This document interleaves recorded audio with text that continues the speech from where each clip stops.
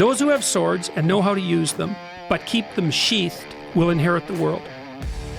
And that's another thing I've been telling. Yeah, no kidding. That's a lot different, man. Difference. That's a big difference. It's so great. And so, like, one of the things I tell young men, well, and young women as well, but the young men really need to hear this more, I think, is that you should be a monster.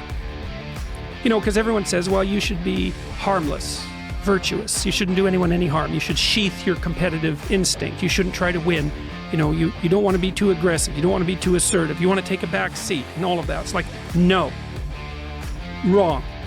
You should be a monster, an absolute monster, and then you should learn how to control it. Do you know the expression, it's better to be a warrior in a garden than a gardener in a war? Right, exactly. That's exactly it. Yeah. One of the things that's really freeing to understand is that you're screwed no matter what you do. There's no secure path forward. Give it up.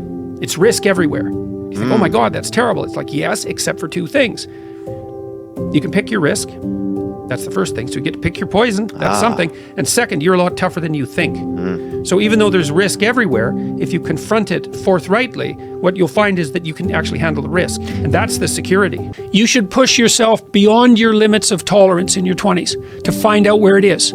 How much can you work? How disciplined can you become? Like, can you work 12 hours a day? Can you work 8 hours a day? Can you work 3 hours a day? Like, flat out. Where's your limit? And how much work can you do and how much socialization? You should find out.